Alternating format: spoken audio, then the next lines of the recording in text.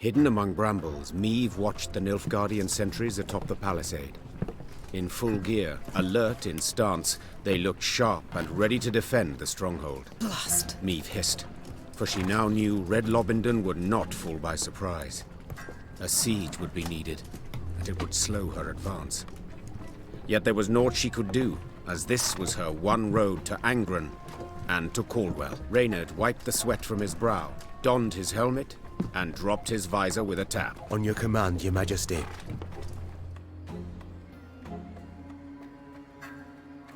Very well. We mustn't delay. Raynard, our plan of attack.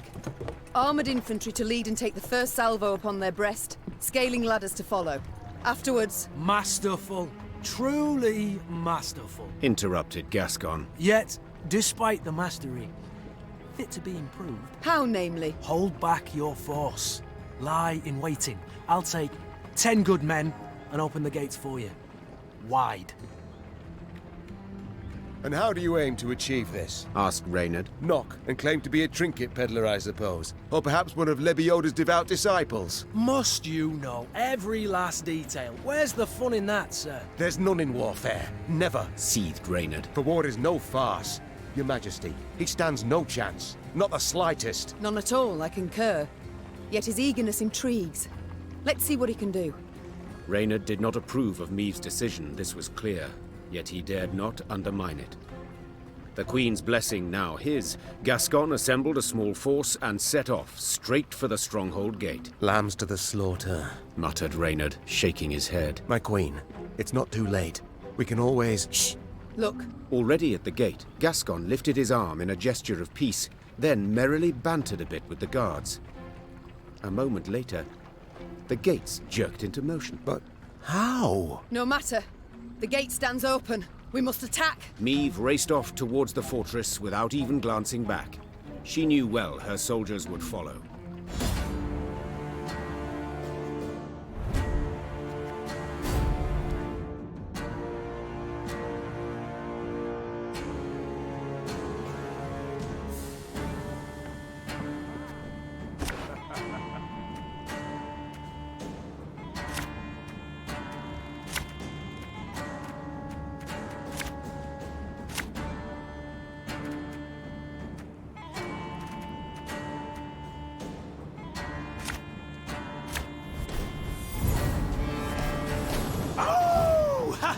The strays have come to play!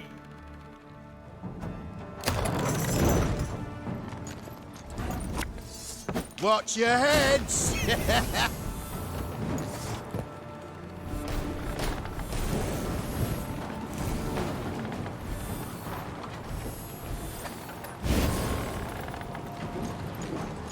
My boots got sand aplenty in them.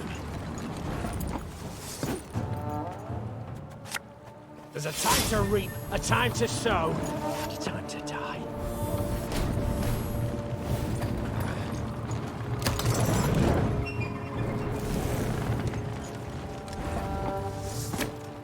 Aye.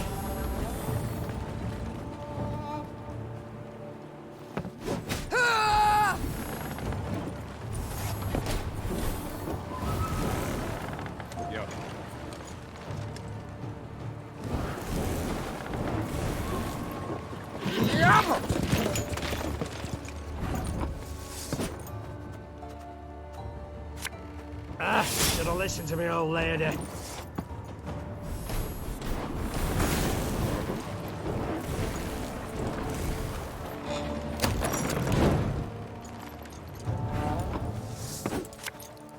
Ever have a storm knock out one of your teeth?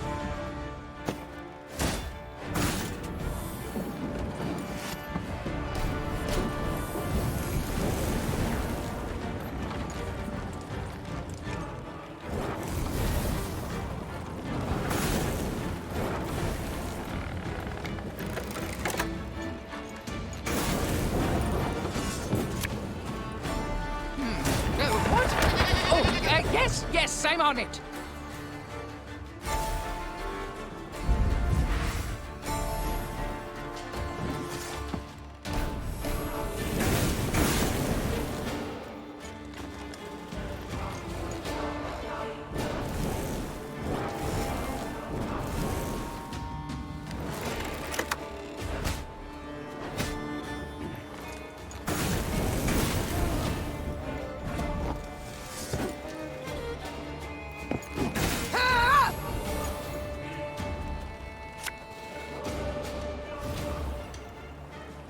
This harvest will be reaping black-clad heads.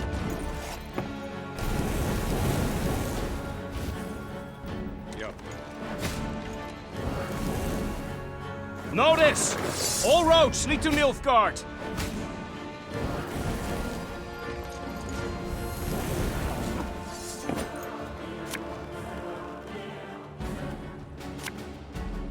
When will you ever learn?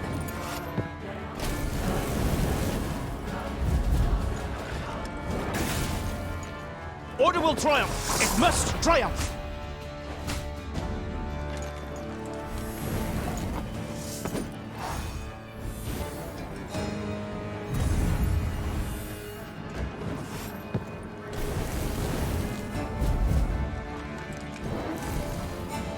A shame I have no time. Yeah.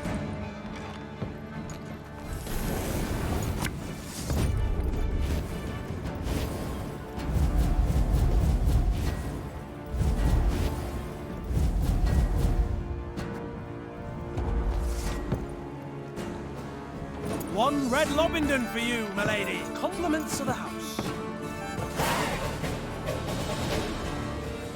Gascon seemed a fiend as he fought his way to the keep, then single-handedly killed the commander. Suddenly leaderless, the Nilfgaardians laid down their arms. My, Gascon. Colour me surprised. Pleasantly so, I trust. Don't fish for compliments, it doesn't suit you. Besides, you know you deserve both medal and title. I shall hold you to it, my queen. In due course. But I must know how. What ruse persuaded the Nilfgaardians to open the gate? Come, my delightful charms, no ruse. Ah, I see. Not one to share secrets. Unremarkable, as I see it. I'd hold my tongue too, were my conscience thus burdened. I've done naught to hide my shameful past, friend. I was a brigand, indeed, yet... Do not dare take me for a fool. You know of what I speak. Yet I don't. Raynard, what is this? What the devils is with you? Your Grace, in Mahakam, the Nilfgaardian letter we managed to intercept. Consider your offer accepted. Direct Meve and her force to the agreed site. We await their arrival. Your reward shall be as agreed. 'Twas Gascon who told us Caldwell had received Angren to rule. 'Twas Gascon who suggested we ride for Lobington. Here, the Blackclads willingly opened the gate, for they expected him to deliver a prisoner. You!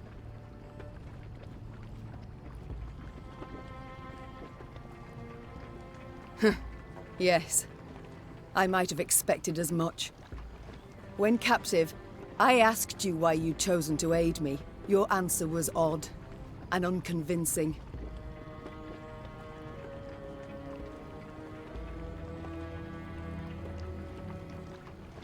Meve! It's your majesty, you rogue. What did they promise you? Amnesty? Coin in heaps? Both. I knew Nilfgaard wouldn't parley with me as a matter of course. To be treated seriously, I needed something they valued. A stroke of luck, it was, the chance to free you from Caldwell's grip.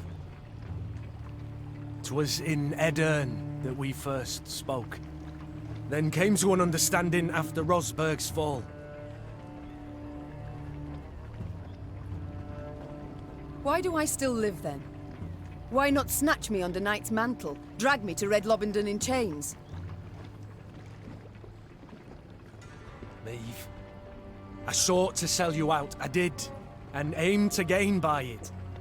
Yet in Edern, you earned my respect. In Mahakam, my admiration. I swore then I wouldn't follow the terms of the accord I'd made. Instead, I'd let you into the fort and make damn sure the Commandant couldn't reveal the truth. Alas, seems I underestimated Raynard. Flattery will get you knout. You, sir, are a traitor. Oh, please, friend. You appear to me a pot that calls the kettle black.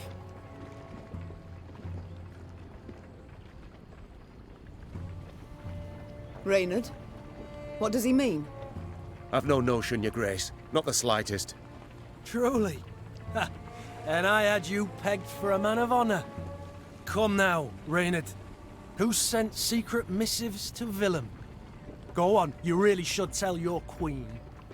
What? Raynard? His Highness guest chambers in Mahakam. One of my lads snuck in.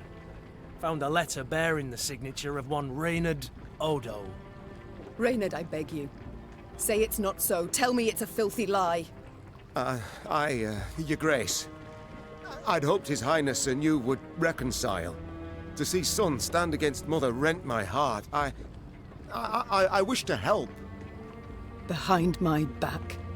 Your Majesty, I sought merely to push the youth to see reason, to open his eyes. So say you now. Yet I can't know what was in the letters. I can't know what pacts you made. And alas, I can no longer take you at your word. I'm not alone in having deceived. Yet I am in repairing my wrong. Meve felt a tempest rise inside her. Yet she could not release it lest it cloud her view. She would solve the problem, strike it from her mind, and resume her journey at once.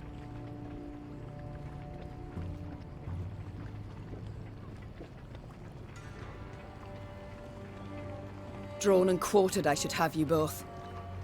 Yet in truth, I cannot do without your aid. Now more than ever. 'Tis the one reason I show mercy and forgive. Your grace, perhaps made with doubt, but 'tis the right decision. I shall prove it. Thank you.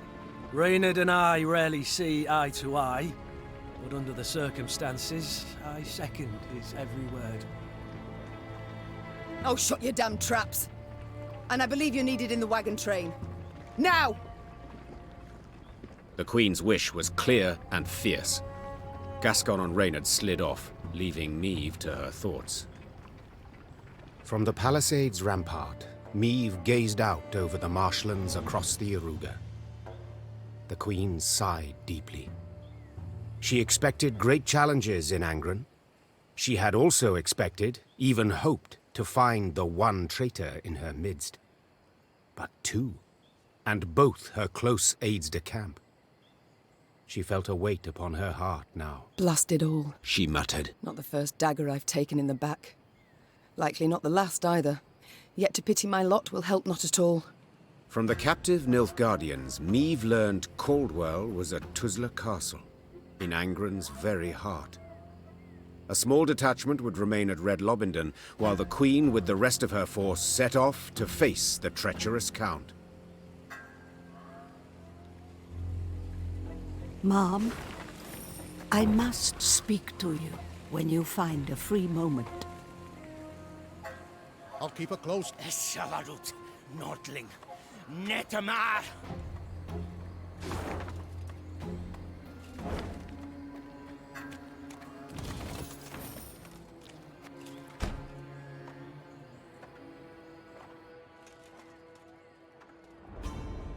I'm pleased to see you again, Mom. You need something?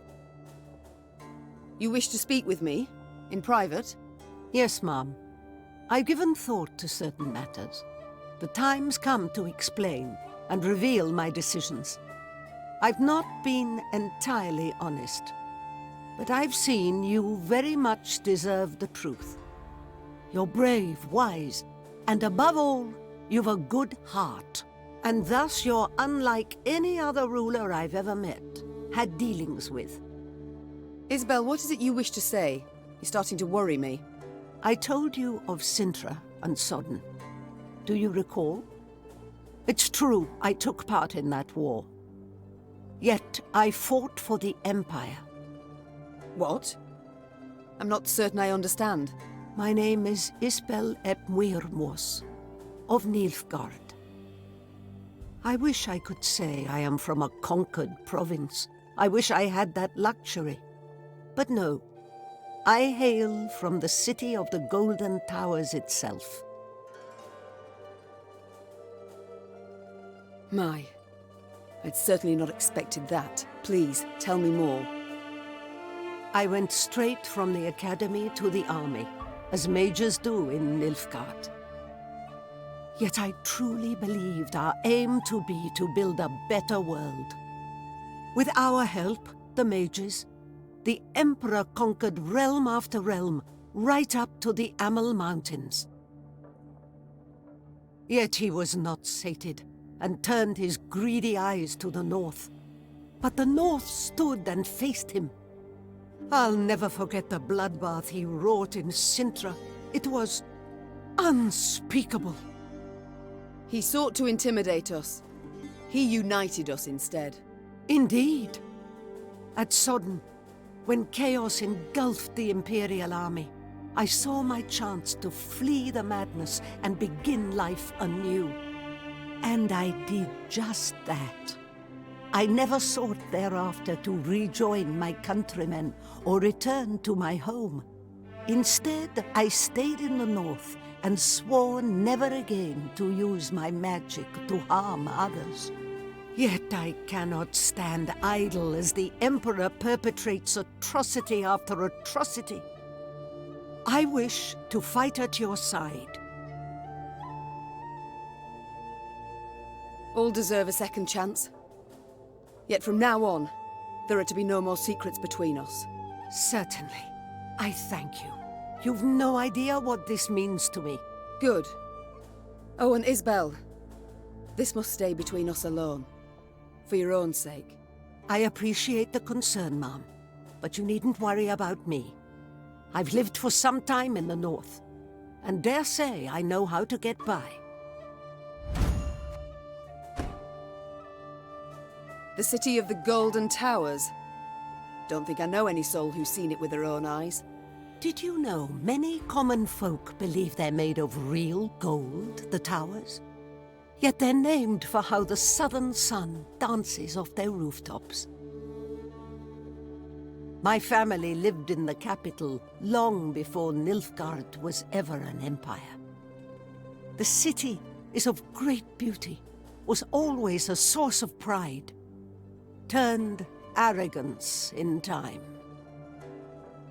When I was but a lass, my father would take me to the grand amphitheater to watch the gladiators fight. A daughter of Nilfgaard should grow accustomed to the sight of blood, he said. For to conquer the world was our destiny. Dreadful. You must have hated it. At the time, I saw nothing wrong in it. I admired the gladiators for their bravery, skill, finesse. Though now it shames me to admit it. Duty called. Of course. Your Grace, I wished once more to express my gratitude for your show of mercy. I showed mercy, true, but felt much more. Anger, pain, now resentment. You hurt me, Raynard. Wounded me to the bloody core. I don't know what else to say on the matter, so let's not speak of it. As you wish, Your Grace. Raynard, you fought in the first war against Nilfgaard, did you not? Yes, Your Grace. Though, as a mere captain then. Were they equally cruel? Did they scorch fields, turn peasants into slaves? Nay, Your Grace. They fought with honor in those days. So, what's happened? Why the change? It's said Emperor Emir var Emrys's heart hardened over the years. He's grown crueler, more ruthless. His soldiers' zeal for violence has followed suit. But you don't say that. No, Your Grace. To your mind, why do they now despise us as they war against us? 'Tis ever easier to loathe those you know. Before the first war, they knew nothing about us. Then they saw they'd the better weapons, larger cities, superior craft. That in our towns, waste flowed through the streets in open gutters. And they concluded we weren't their equals. It's far easier to kill when one holds such a belief. It's time I attended. Maeve, I must say it again, I'm sorry. And I thank you for forgiving me. No need to say any more, Gascon. But you've got to know. Every time you bring it up, I'm tempted to change my mind. Now let's turn to the task at hand. Ever have regrets? Feel remorse? For what? Oh, I don't know. Killing innocents, perhaps? Murdering travelers, pilgrims? I've always warned them. Won't touch a hair on your heads, provided you don't resist. So, see, gave them a choice. Besides, innocents? Please, Maeve. We both know those to be mythical creatures. Everyone's got something on their conscience. So there's always call for murder? That's right. Dead right. You need but answer it. It's time I attend. Always good to see the Queen. How can I help you? We haven't had a chance to speak since we left Mahakam. Why join us? Or decide to leave your homeland, for that matter? As I said, I was in your debt. Still am. You're a dwarf of honor, I'm pleased. But not entirely convinced 'twas reason enough for you to leave your clan. Not about to let me off easy, are you? All right. I may have been motivated elsewise. By a guilty conscience? The horridness with the Fuchses. All that blood and mud. It went too far. I tried to talk it out with the elders. They'd brushed me aside like a wee bairn. But that weren't the whole of it. I saw the shite dwarves living in your cities go through. Thought I'd forget once I came home. Got back to dealing with my own problems. Only... can't you forget something like that? I understand, Gabor. And I know you'll find a way to help. We shall return to... No skin off my... Yes, milady? I haven't had the opportunity to thank you. Had you not been so alert, we'd have fallen to our deaths in Mahakam. I merely did my duty, Your Majesty. Modest as ever. Yet once the war is over, I shall make certain you're properly rewarded. My lady, the one reward I desire is victory. Your victory. Other matters away. As you wish, my... You need my help with anything? Anything at all. I've ideas aplenty. Ever travelled with an army before? Frankly, can't say that I have. You folk are my first. And let me say, it's not nearly as dull as I expected. Your travelling companions are fascinating, truly. Is that so? Who, if I might ask? Let me think. Then there's that aged woman. Isabel, is it? Oh, your grace, a complete lunatic, that one. Did you know she believes the world to be round? Round! Like an egg! And just between the two of us, the quiet chap, Xavier, gives me the willies, truth be told. Could just be on account of his face looking like a piece of taffy stuck to the sole of a boot. Who else? Oh, right, a word of advice. Never play Gascon at cards. He's a hustler, that one. And he tells tall tales. About debts, specifically, ones that I supposedly owe him. And the Raynard fellow. What a jester. Always good for a laugh. I'm sorry, what? Every day he barks at me, stand at attention, with a perfectly straight face.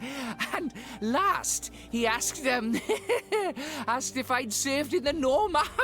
I mean, really. Sometimes I just can't with that man. Very thorough, Barnabas. I thank you. Time I attend...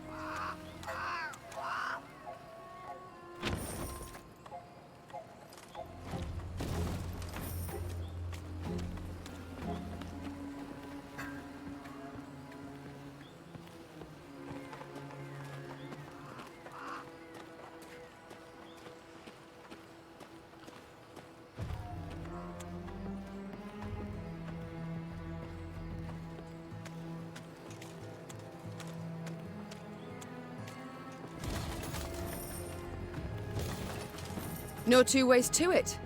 Charming this county the Blackclads granted Coldwell to rape. Yes, A gift so lovely Caldwell could not refuse. Et Dahi, it seems, wished to be rid of the Count, so as to rule Lyria alone. I do wonder why they quarrelled. Caldwell wished to...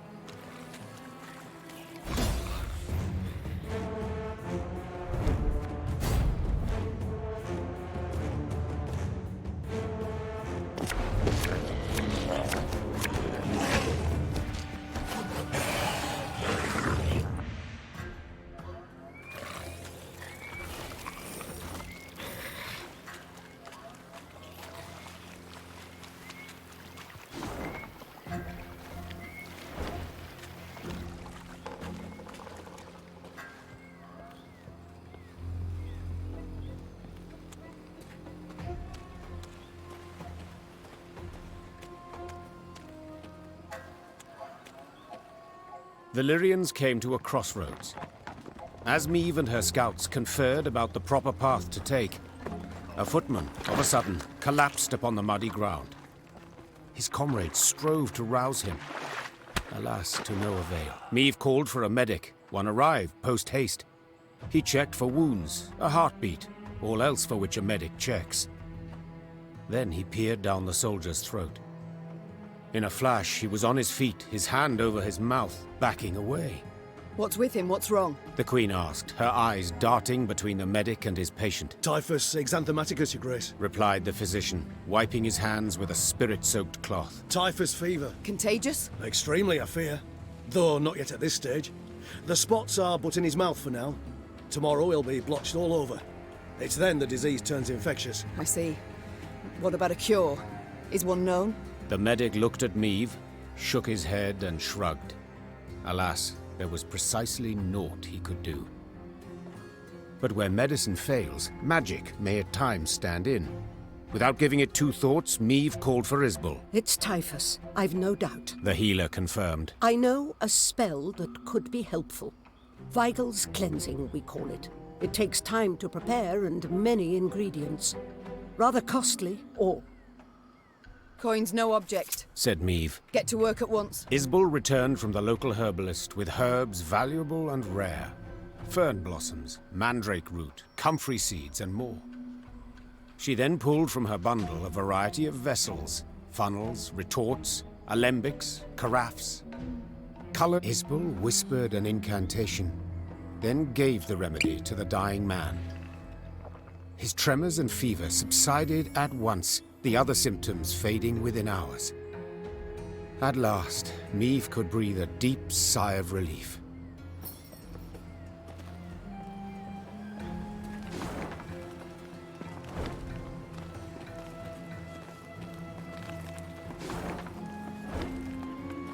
"'Tis a land of monsters. Belongs to them, it does. Phew.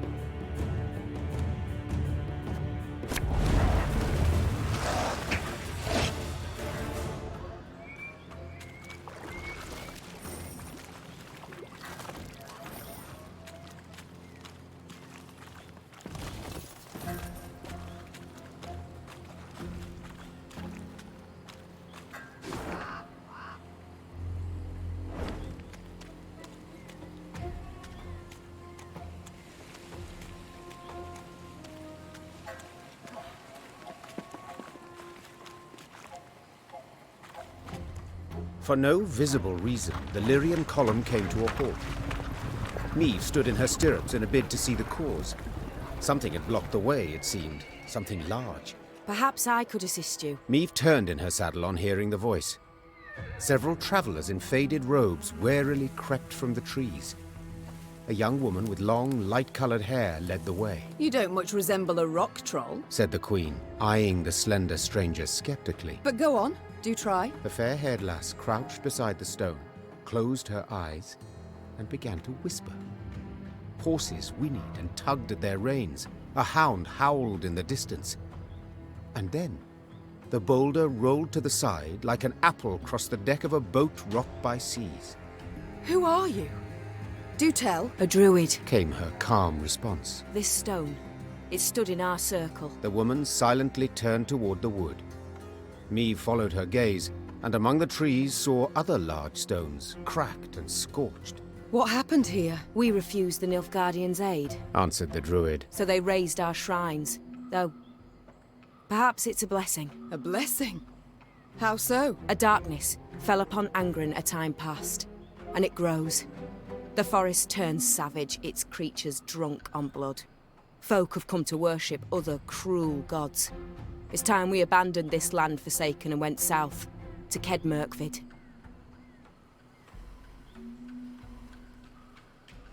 Our path leads south too, though not as far. Said the queen. Do join us. Given the times, there's safety in numbers. The druids agreed, and were grateful. They walked at the rear of the column, muttering prayers, their faces concealed beneath hoods.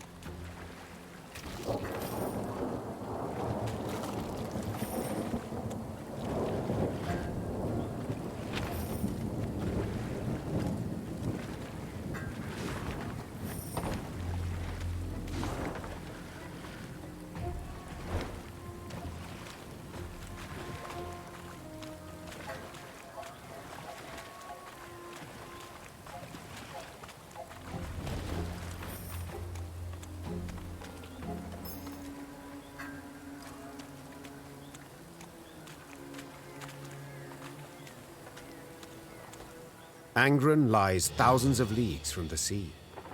Yet the Imperial fleet looked chiefly to this land for wood, its ashes and oaks ideal for shipbuilding. The lumber was driven down the Yaruga to shipyards in Sintra and Atra. There, day and night, Nilfgaard's fleet grew and grew. So when Meve heard axes steadily hacking, the continual grind of saws, she halted her force and quickly dispatched scouts. Indeed, they found a lumber camp, banners overhead, the great sun blazing upon them. Though not critical to her mission, Meve was nonetheless tempted to disrupt the invader however she could. The Emperor awaits a mass flow of logs. called the Queen, drawing her sword. But we shall send him corpses! Formation! Follow me! When the Lyrians rushed forth with a cry on their lips, the lumberjacks dropped their axes. Their black-clad guards, though likewise surprised, formed up and stood ready for battle.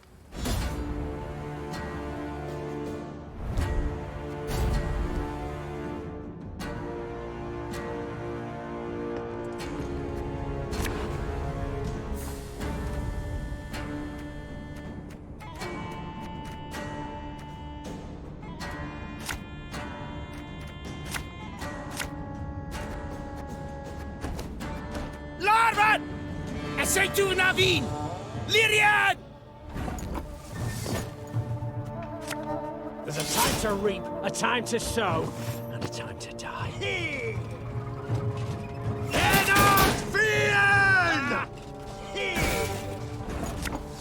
Aye.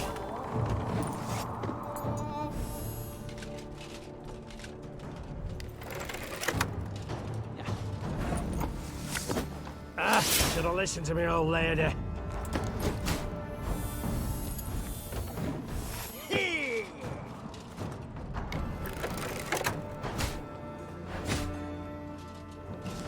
Angren's gold is not yours to plunder. Begone! Catch!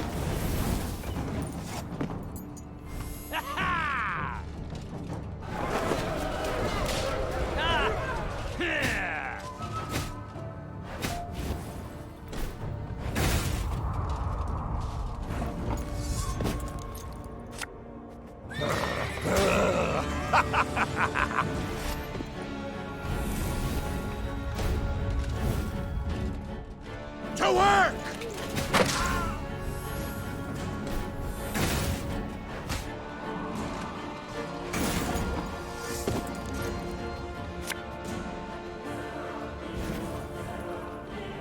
This harvest will be reaping black-clad hands. Obedience or the lash!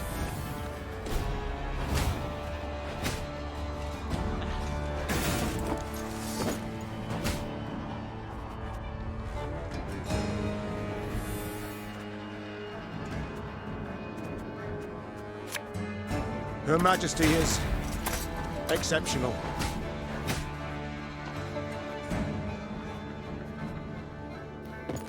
Ah!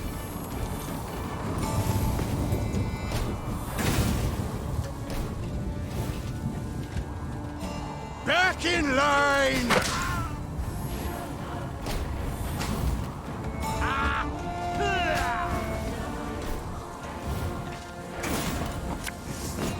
Quick and painful this'll be. Jericania! Source of the best goods.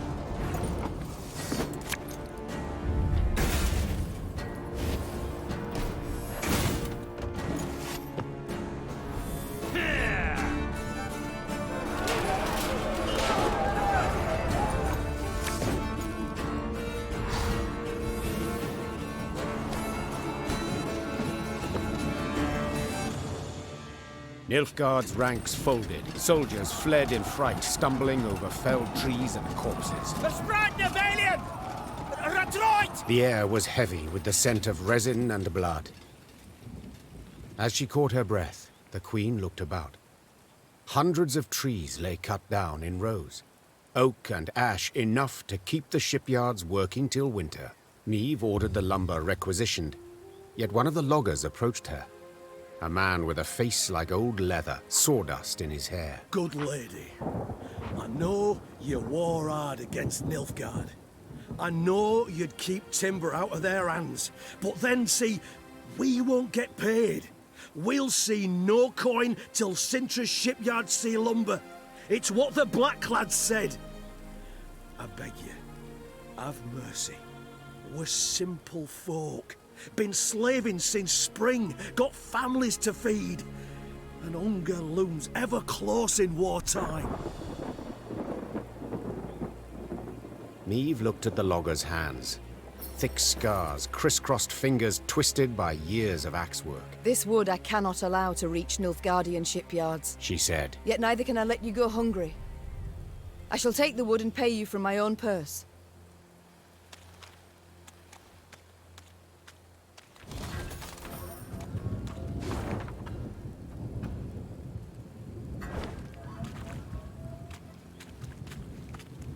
Blisters on the up. You've a big heart, my lady.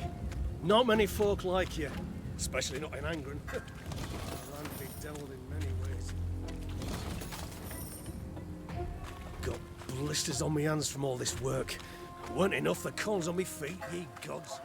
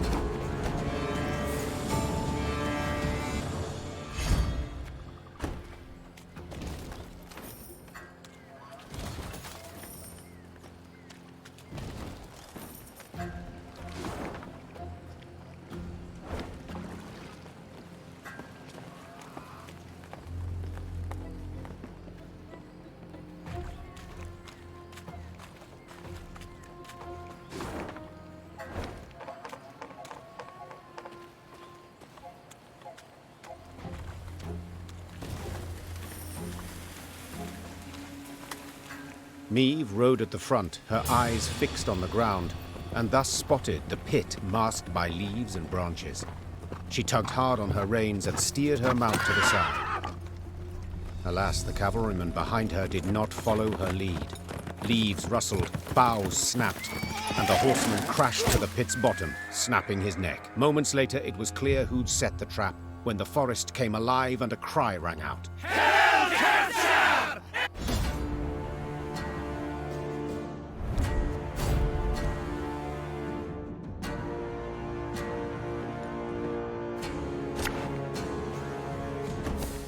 It's a trap! Rally to me! Caught between Lyrian hammer and Skelligan stone, Nilfgaard was shattered, destroyed. The victors now stood eyeing each other. These islanders were not like those Meve had met before. They wore no armor and carried no shields. At their fore stood a man as stout as an ox and bald as an ancient ghoul.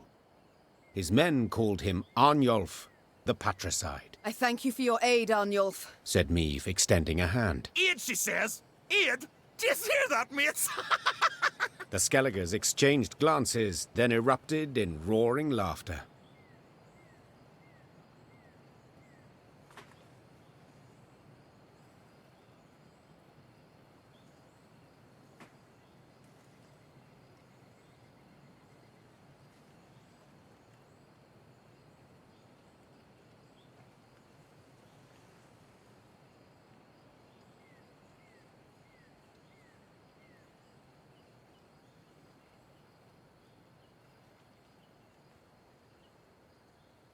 Not here to help yous. Not at all.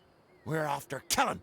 Nilfgaardians, Lyrians, it's all the same to us. Strife and blood and guts to wash away our shame. I'm certain we can... Ready yourself, wench! Stand and fight!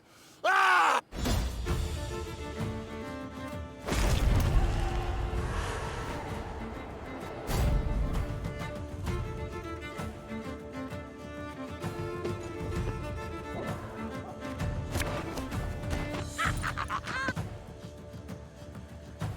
Meve proved a skilled warrior and more than a worthy foe. She not only stood and faced Arnulf, she soundly defeated him. Broken, bloodied, the Skelliger lay on the ground. What are you waiting for? Kill me! Go on, kill! The Queen's blade pierced his breast, and Arnulf seemed to sigh, relieved. His penance done, his wrongs redressed, Arnulf could rest at last.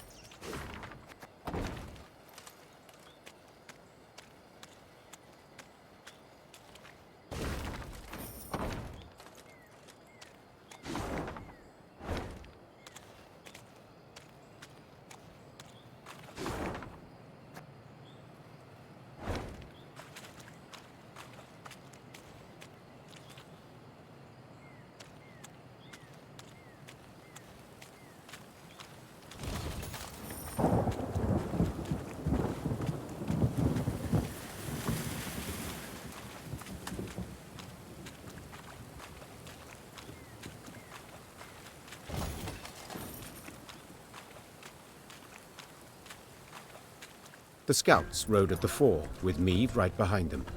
Their task, to find safe passage for the rest of the force. One among them probed for the quagmire's depth, a pole of 5 ells in hand. Suddenly, all heard a loud clang. The scouts dismounted, then heaved a bronze statue from the mire. Once it was cleaned of slime and muck, Meave instantly recognized its elven handiwork. The sculpture was exceedingly well preserved, save one detail. Someone had removed its face, leaving a black hole in its stead. Search the environs, ordered Meave. Amongst some brambles, they discovered the entrance to a vast tomb. Its doors had been torn open. On the ground before them lay scattered bones, some yellowed with age, others fresh, cracked and tattered from having been gnawed. Meave stood silent and contemplating at the tomb's threshold. Then, torch in hand, she entered and waded into fetid waters. Her soldiers followed close, arms at the ready, a nervous sweat on their brows. Frescoes on the tomb walls depicted Angren swamps and the beasts that prowled them. 2 words were inscribed over the largest of the horrors: Gwern Iker. The bloody mistress. Barnabas Beckenbauer whispered. Suddenly, a roar thundered from deeper inside the tomb. Meave turned from the frescoes to see monstrous eyes blazing in the dark.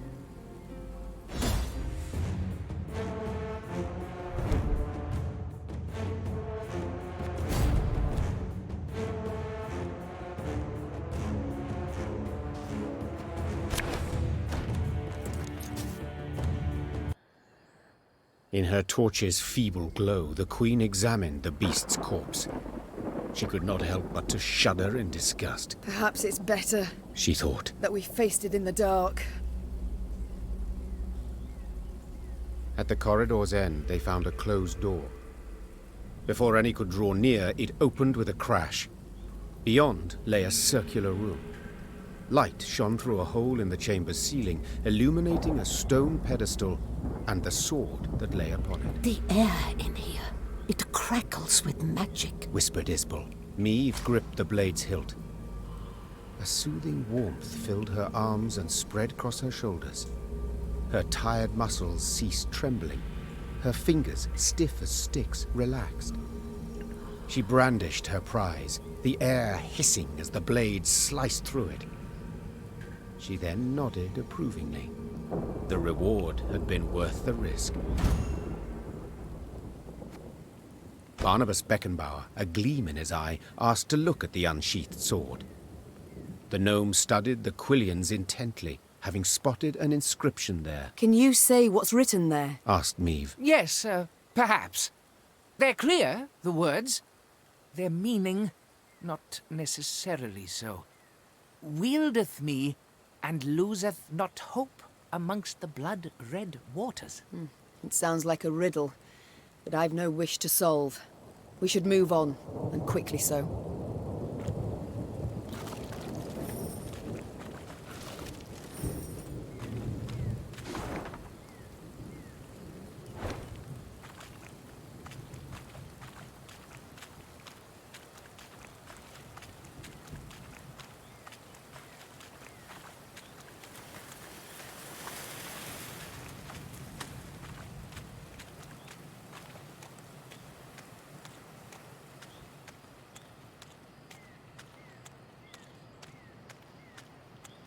Your Grace, the charts say we near Tusley. Angren renders charts helpless to show the way, I fear. Soon we shall halt to sight our exact position.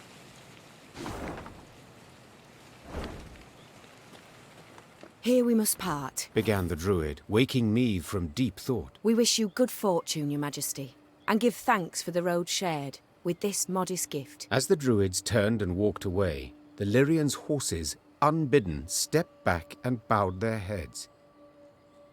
Meave gazed long after the travellers, and only then opened the bundle.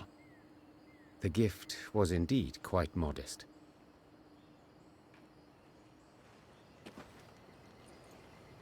The trees no longer wish us here. They call for someone else.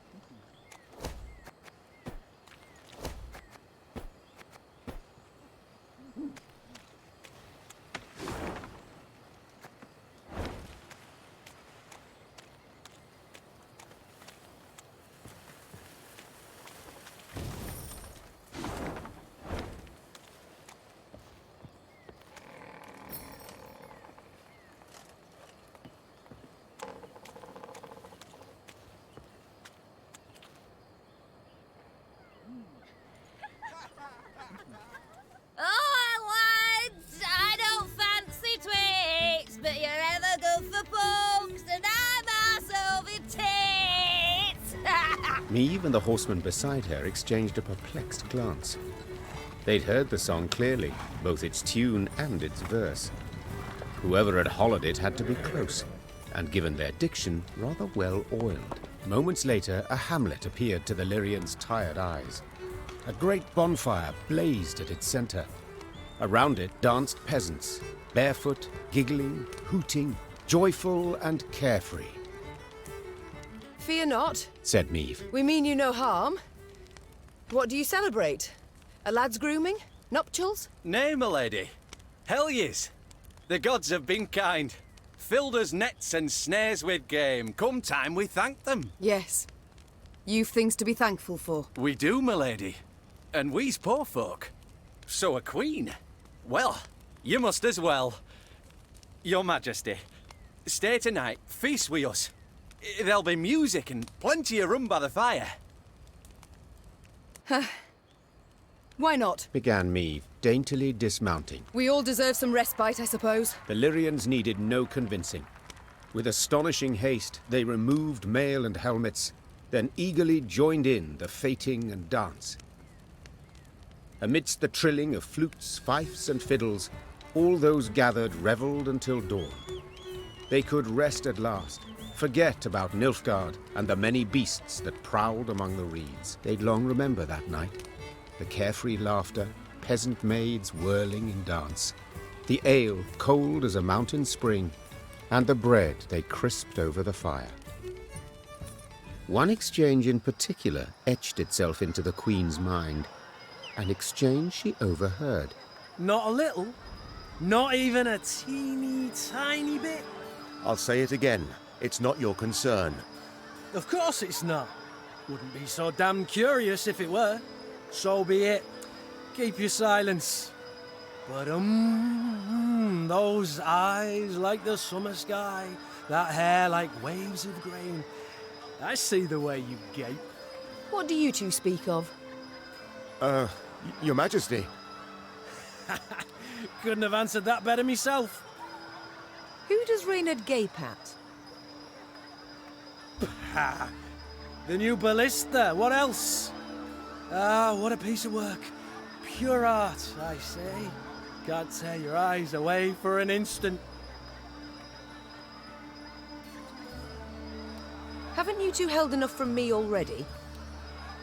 Don't play me for a fool. What's this about? Meave, honestly, you do better to... It's a private matter, Your Grace. One of the heart, you might say. If you'd allow it, I'd rather not share the details of our conversation. All right. I'll leave you to discuss whatever men discuss. Consider me gone. Meave turned and walked back to the fire, sat down on an old stump. Ha! That was close. Shh! And the faintest of smiles crossed her lips. Meave expected the villagers to request recompense for their welcome. Yet the peasants made not the slightest mention of coin, and the Queen was much moved by their kindness. Once again, those with the least had proved the most willing to share. The Lyrians did not assemble come the morn. The force marched off in the afternoon, unshaven, unbathed, dishevelled. Not normally one to overlook contempt for discipline, that day Meave understood even soldiers needed to let their guard down, at times.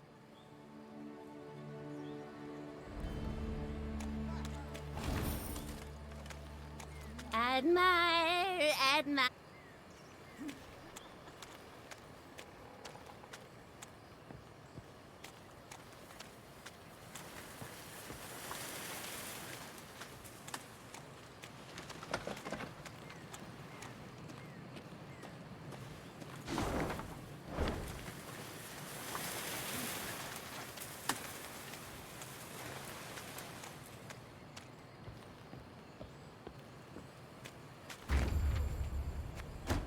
In Angren's swamps, one can easily lose one's way.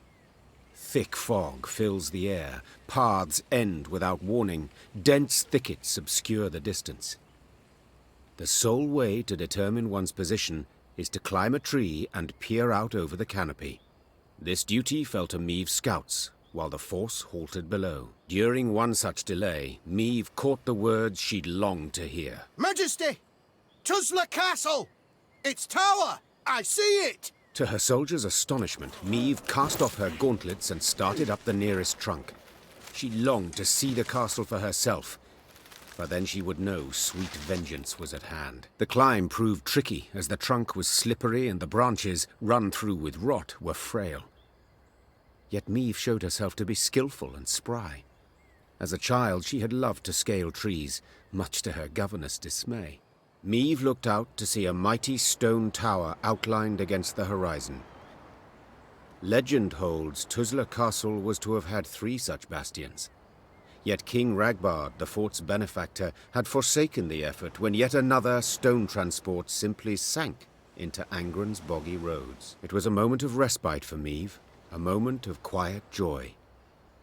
She breathed and tasted air free of the bog stench. She took in silence undisturbed by the hum of mosquito swarms. And she relished her prospects. The coming battle against Caldwell. The soldiers stood exhausted and filthy, many with raspy coughs, all sick of the meager gruel. But with the command to advance, a new strength sparked within them. Their step was lively, a fire burned in their eyes, each hoping to spill Caldwell's entrails, then dash them upon the fort walls. Yet as they drew near the stronghold, perched atop a stone isle, their verve dwindled, enthusiasm waned. They had taken fortresses with thicker walls, taller towers, and manned by more men. Yet they'd never seen nor laid siege to a fort standing on land so ill-suited. To rush the bulwarks through waist-deep mud, was this even possible? Prove I was no fool to keep you at my side, said Meve, turning to Gascon and Raynard. A slaughter I must avoid. How will I do it? Your Grace, began Raynard, set our machines to sling boulders at the west wall. It's weakest. 'Tis our best chance at a breach. Our men'll need cover, added Gascon. Reeds we must harvest and burn. Smoke will cloak us, conceal us from the castle's defenders. Good, agreed the Queen. Now get to work. Amidst billowing blue smoke, Lyrian footmen rushed through the breach wrought by Reynard's catapults. Though she had yet to forgive her companions, Meve had to admit they'd given her sound advice.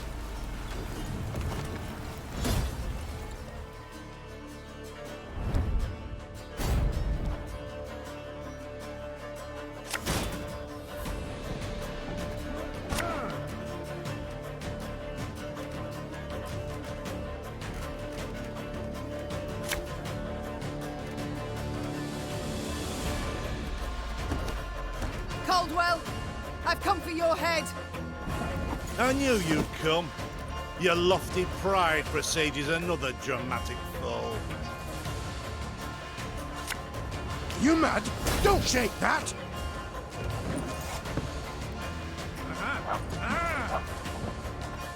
As good as dead, that lot.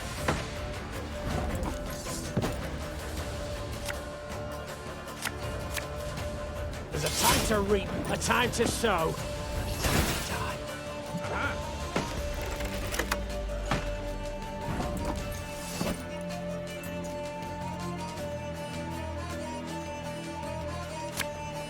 This could hurt.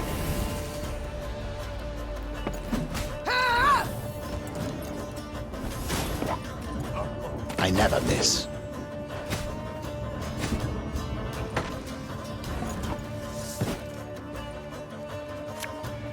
Aye.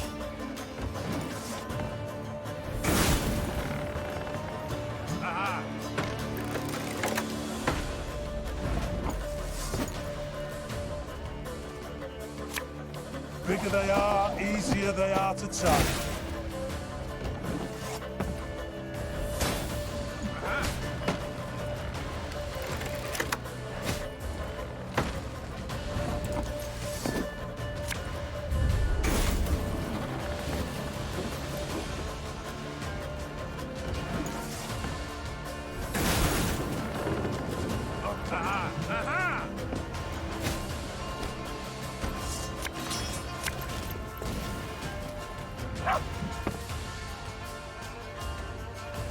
Many of Meve's victories have been immortalized in poetry and song. But not the fall of Tuzla.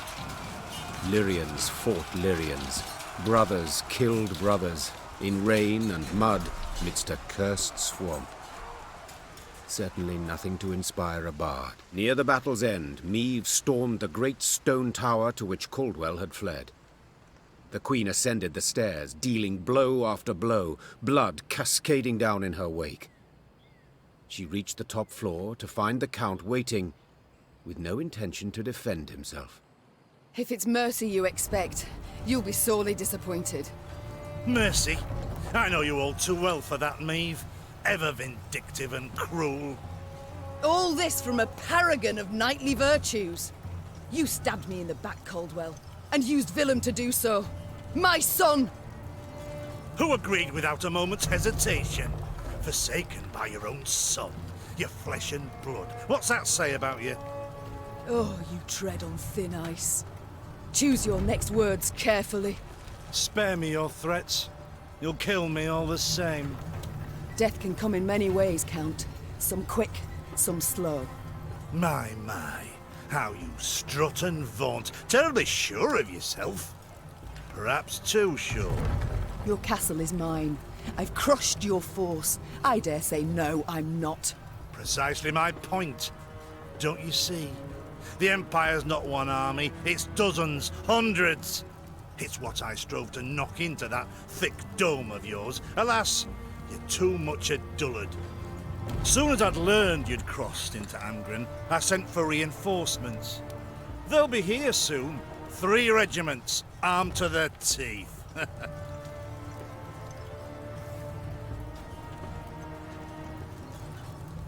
Nilfgaardians seem ever to have the upper hand, yet I find the means to defeat them. Not this time, Meve. Nilfgaard comes in numbers. 10 Imperial footmen to each and every one of yours. You'll not win, nor can you flee. Do you know why? Enlighten me. I dare you. But one bridge leads to Tuzla. As it happens, I ordered it raised as you laid siege. The swamps around the castle are too deep to cross. Try to rebuild the bridge, the Imperial troops will arrive before you can finish. Your men they'll slay as you watch, and then they'll wring your neck. I wouldn't be so pleased were I you. You won't live to see this outcome. I know that, but I take heart in the truth. Though the castle you've seized and will likely kill me, I've won. Outsmarted you, Meve. Twice now. And you know what? 'Twasn't even that hard. With those words, with his arrogance and contempt, Caldwell had gone too far. The Queen gripped his shoulders, pushed. Caldwell stumbled backwards, then tripped out the window. A blood-chilling shriek filled the courtyard, then broke off abruptly. Now fool me thrice. Try. Meve slapped the dust from her hands. The traitor had met a deserving end at last. Yet this was no time to revel in the Count's demise. If Caldwell had spoken the truth, the Queen and her army were in grave danger. Meve's scouts quickly confirmed the traitor's claim. The bridge was indeed in flames, and Nilfgaardian regiments were advancing from the south. Now to confirm if there was truly no other route by which they could flee, the Queen ordered her men to ask the local peasants. One of their number, a stable hand who'd lived near Tuzla all his life, claimed a secret path led out the back of the stronghold. King Ragbard himself ordered it built. Had him drop great stones into its swamp, one after another, like beads on a string. Bitter water covers them, so you can't see nowt at start. Can make 'em out if you go proper slow, though. What is it? The stones, they lead to Isgith. And there, my lady, lurks an evil worse nor any black-clad army. What? A beast of some sort? Some say beast, others god. Gurnikora, they call her. And you'll yet see, my lady. Isgith shines red with your blood. A silly tale to frighten children, Meve thought at first. Then paused. For something about the man's voice made his every word believable. None too encouraging, yet preferable to certain death. Tell me, from Isgith, will we reach the banks of the Yaruga, near Red Lobenden perchance? Aye, your majesty. You need but head north. And pray all along the way. Soon, Meve stood where the stable hand had said she should, at the edge of a vast marsh. Carefully, she dipped a foot into the broth and probed for solid ground. Sure enough, she found stone. One cautious step, then another. Meve slowly strode off towards Isgith.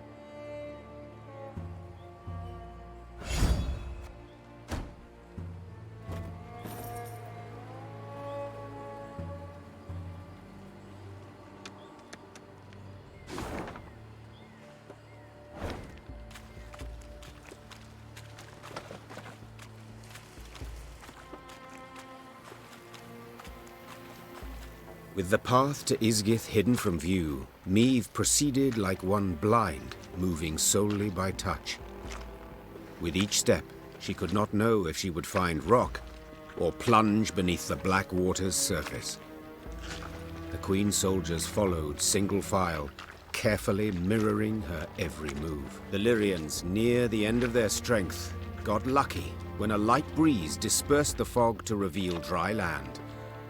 The Queen let out a sigh of relief. At last. Meve kicked off her boots to empty them of water and mud, then promptly screamed. Her legs were in leeches, slimy, bloated leeches. Ignoring the pain and trickling blood, she frantically tore them from her legs, wishing to be rid of them. Having plucked the last parasite from her calf, Meve grabbed her boot to crush the bloodsucker beneath her heel. Yet it had already slithered off. She spotted it on the trunk of a birch where, like a very fast snail, it was climbing. What the devils? But Meve's words caught in her throat. Leeches and ticks in the dozens dangled from the tree's branches. Some were so gorged on blood that their skin was translucent and on the point of bursting. Meve had some difficulty muting the urge to retch. The Queen stepped back, finding it hard to believe what hung before her eyes, confused as to what it all meant.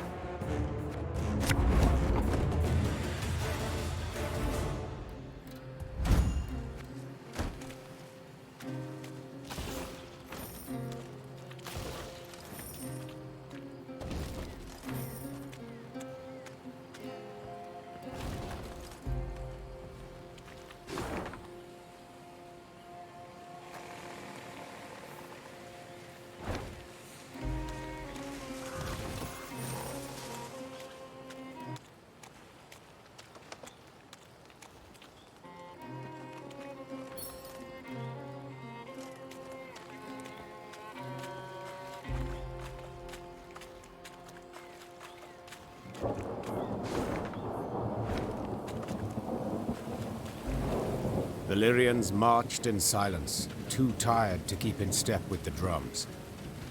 Suddenly, the wind rose to a howl, and there was a loud crash of thunder. Blast! Niamh leapt from her saddle. We camp here. Pitch the tents, quickly! Quickly! As the soldiers rushed to unload the wagons, a wall of water came down, soaking them to the bone. Later, they sat in their leaky tents, huddled, teeth chattering, violent coughs rocking their frames. The storm raged the night through, then finally passed before dawn. Niamh emerged from her tent to wring out her coat. Raynard approached, his gait heavy, his face grim. Your Majesty, several men of the 11th, a dozen or so, sought to flee last night. Sentries stopped and bound them. Now they await your judgment.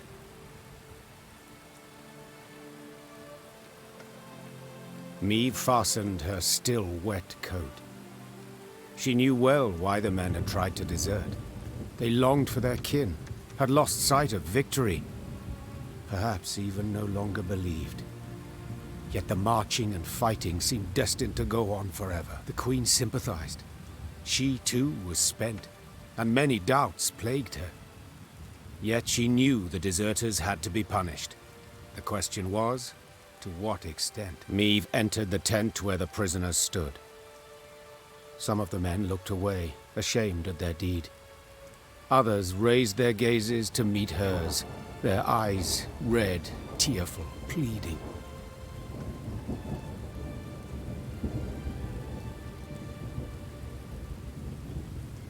You all know the penalty for desertion. Niamh said to the soldiers bound at wrist and foot. I ought to have every last one of you hanged. Yet, we've come far along a treacherous road. Endured hardships extreme. This I considered against your crime. You shall lose rank and receive no pay for 1 year. Now get out of my sight. Immediately! The deserters mumbled their gratitude and rushed out of the tent, fearing the Queen might yet change her mind. Niamh then left for her quarters, anger and bitterness eating her up from the inside.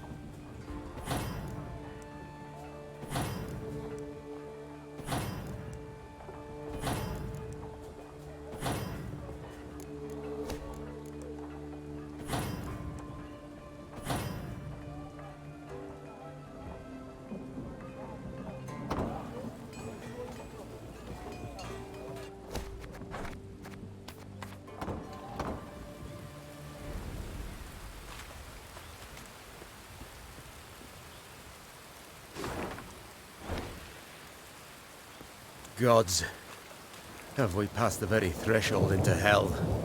Close rank!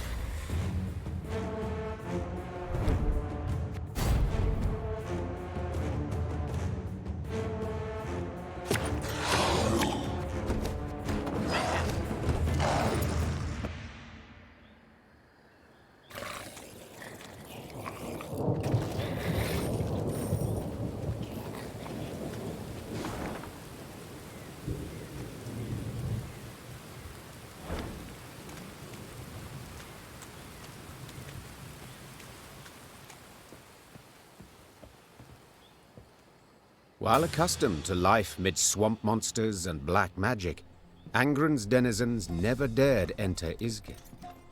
The Lyrians only once saw signs of a human presence there, when they spotted a group of thatched roof huts amongst alders. That settlement, is it inhabited? Meve asked, turning to her scouts. Impossible to say from this distance, Your Grace.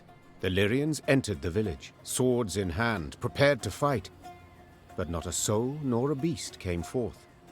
Some homes had collapsed from rot, while tall grass concealed the paths between them. Yet, someone had been there not long past, for fresh ghoul cadavers lay by the well. Meve knelt beside the corpse of one cut clear in half. The beast's killer had been exceptionally strong, and wielded a razor-sharp sword. More likely to come around. Meve leapt to her feet. A man in thick leather armor had emerged from one of the huts. Transfixed by his cat eyes, the Queen nonetheless sensed he was rather badly hurt. Were that true, my scouts would have blown their horns. The man pulled out a pendant shaped like a bear's head. It hummed and twitched as if striving to free itself of its chain. Far as monsters go, he said, lips curling into an unpleasant smile. Witchers aren't usually wrong. A moment later, a scream pierced the air. Quickly, instinctively, Meve drew her sword and lunged forth.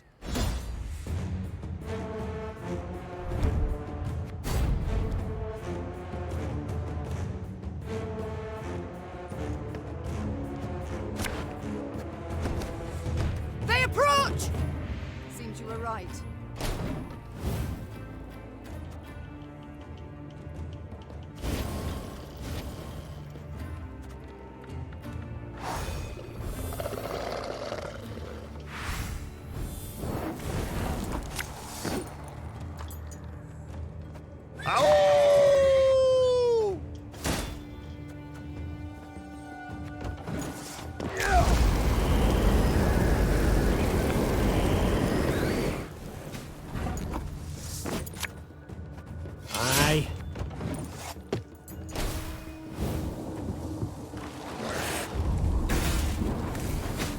I feel a strong magic here, my lady. Something controls these creatures.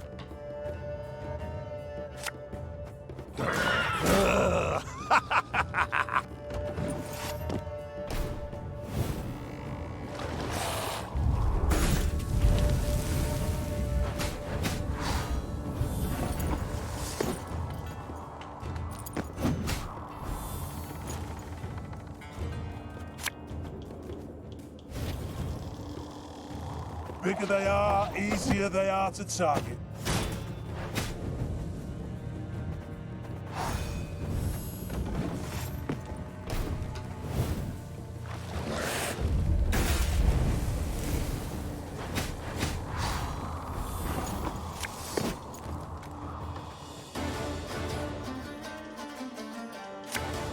My pain serves a purpose.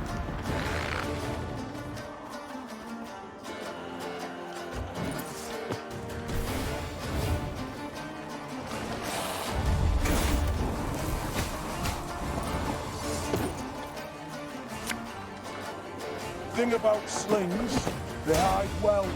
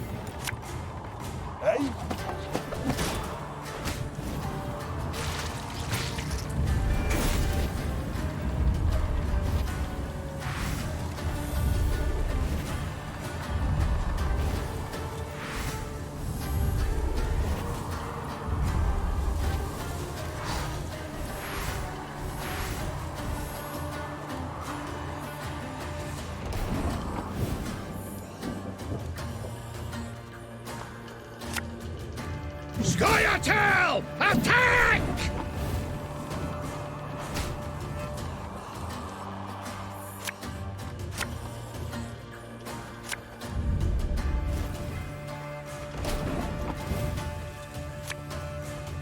company! Forward march! Ah!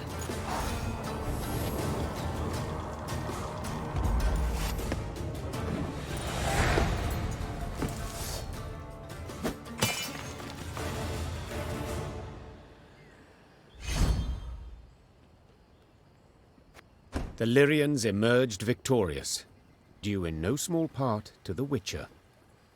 Thanks for the help. Name's Ivo, Witcher, School of the Bear. Meve, Queen of Lyria and Rivia. Well, well. Didn't expect to see anyone out here. And certainly not a queen with an army in tow. We're not here by choice. I bet not. No one plans to pass through Isgith. And you? What's brought you here? A contract, perchance? That's right. Hunting a monster. I know your services to be rather dear. Who could afford a witcher's bounty in these wretched swamps? Nilfgaardians. Blast, of course.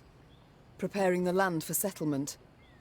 Cull the monsters, drain the swamp, then bring in slaves. Doubtless from the north. Maybe. I got paid in advance. I didn't see the need to ask any questions. But did you have to take the coin? Don't you see what they're doing? Forgive me, your majesty, but seems to me you're confusing witchers with knights errant.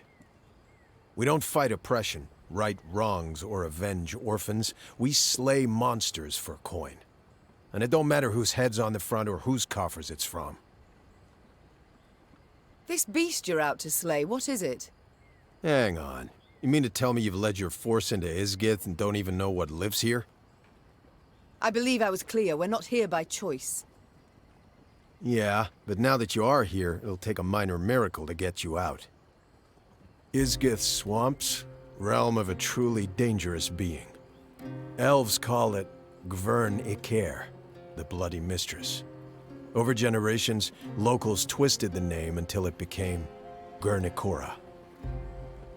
Indeed. I've heard it. So you've also probably seen her beloved fruit, leeches and ticks. You'd all be wise to stay away from them. This Guernicora, what is she exactly? Depends who you ask. Elves saw a fallen goddess in her. Never managed to cut her down while they lived here, but they did stem her growth, kept her from growing stronger. As for the local humans, spirit of a cursed princess, that's their take. Deep belief, actually. Care to elaborate? Stories that she was riding north to marry a Temerian duke. Whole retinue and caravan got lost, wagons got stuck, everybody drowned in the bog. Quicksand got him, that sort of thing. Guernicora grabbed a root before the quagmire swallowed her whole. Hollered for hours, but there wasn't a soul around to hear her. Leeches, hundreds covered her, settled in for a royal feast, sucked her dry, drained her to pretty much the last drop. Fear and revulsion so completely overcame her spirit, she couldn't pass into the afterlife. So she came back, revived by Isgith's magic. Ugh. A chilling tale. Yeah, except made up, probably. Don't believe the elven legends either. Guernicora's a monster, plain and simple. Extremely dangerous, sure, but just a monster. The leeches and ticks, you called them her fruit. It's kinda complicated. We've time enough. Guernicora's a little like a vampire. They're kindred creatures. Except, instead of feasting on the blood of others, she feeds them her own. I'm not certain I understand. They're parasites, right? She puts them on her body, feeds them her own blood, then hangs them on shrubs and trees. Ugh, to what end? To other monsters, they're delicacies. Sweet, juicy, full of Guernicora's blood. Irresistible. Any beast that tastes that loses its mind, turns into Guernicora's slave. So, If your paths cross and push comes to shove, she's not gonna be alone. Find yourself fighting the whole damn swamp. How are we to fight her? How might she be killed? Sorry, sharing secrets. Just not something we do. Not even with those who saved your life just moments past? We gotta wait till she starts feeding the parasites. She's weakest then. Stand a chance to hurt her. Right. So we attack only once she puts the leeches to her skin. Yeah. And when you kill her, if you kill her, any beasts under her spell will weaken considerably. And then, you gotta burn her corpse. I mean it, understand? Burn it. And you? Will you not hunt her any longer? No, I will. Just need to prepare. Realized that today. Gotta brew some potions, blade oils. Come back in a few days. I don't even have that much time. Nilfgaard's hordes pursue us. I must march on. In that case, wish you luck. Lots of it. I suppose there's no argument that would persuade you to ride with us. Your Grace, mutations strip us of emotion, not reason. The Witcher vanished midst the trees. And Maeve simply hoped her soldiers had not overheard any part of their conversation.